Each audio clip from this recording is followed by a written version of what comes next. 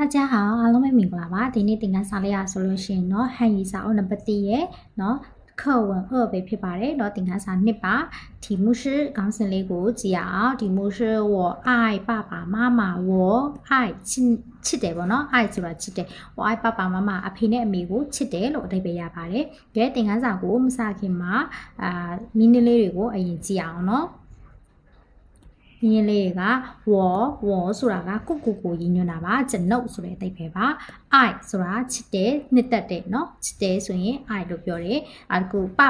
ပဆိုတာကတော့အဖေကိုခေါ်တာပါမမဆိုတာကတော့အမေကိုခေါ်တာပါရှဆိုတာကတော့ဖြစ်တယ်လို့အဓိပ္ပာယ်ရပါတယ်ဒီထားကကြတော့ယောက်ျားလေးတွေအတွက်သုံးတာပေါ့နော်ယောက်ျားလေးအမျိုးသားတွေအတွက်သုံးတဲ့ထားပါဒီနဲ့နောက်အောက်ကတခုထားကကြတော့အမျိုးသမီးတွေအတွက်သုံးတဲ့ထားပါသူ့ရဲ့အရှိကတင်ကိတလေးတွေကမတူပါဘူးเนาะနောက်တစ်ခု1ဆိုတာကမျိုးရိုးပါမျိုးရိုးနာမည်ပါ1ရလား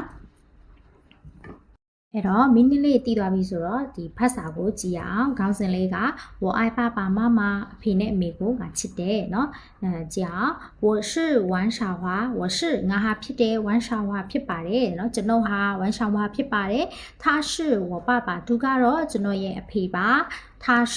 我妈妈သူမကတော့ကျွန်တော်ရဲ့အမေပါเนาะ我爱妈妈အမေကိုကျွန်တော်ချစ်ပါတယ်เนาะ妈妈爱我အမေကလည်းပဲကျွန်တော်ကိုချစ်ပါတယ်เนาะရလားပြီးတော့我爱爸爸妈妈အဖေနဲ့အမေကိုကျွန်တော်ချစ်တယ်เนาะသူတို့မိသားစုပုံလေးเนาะသူကတော့ဝမ်းရှာဟာပေါ့เนาะသူကတော့သူ့ရဲ့အဖေ他是我爸爸他是我妈妈เนาะအမေပြောတယ်ပြီးရင်သူကလည်းသူကသူ့အမေချစ်တယ်သူ့အမေကလည်းပဲသူ့ကိုချစ်တယ်တဲ့ရလား我爱爸爸妈妈အဖေနဲ့အမေကိုကျွန်တော်ချစ်တယ်ညမယ်เนาะကဲအဲ့တော့နောက်တစ်ခုကြည့်အောင်အနောက်မှာခေါင်းစဉ်အတူတူပဲ我爱爸爸妈妈အဖေနဲ့အမေကိုကျွန်တော်ချစ်တယ်我是王小华ကျွန်တော်ကတော့王小华ဖြစ်ပါတယ်他是我爸爸သူကတော့ကျွန်တော်ရဲ့အဖေဖြစ်ပါတယ်他是我妈妈သူကတော့ကျွန်တော်ရဲ့အမေဖြစ်ပါတယ်我爱爸爸妈妈ကျွန်တော်အဖေနဲ့အမေကိုချစ်ပါတယ်ညမယ်နော်ကဲအဲ့တော့သင်ခန်းစာ2ရဲ့ဗီဒီယိုလေးကတော့ဒီလောက်ပါပဲနောက်ဗီဒီယိုဒီမှာတွေ့ကြမယ်再见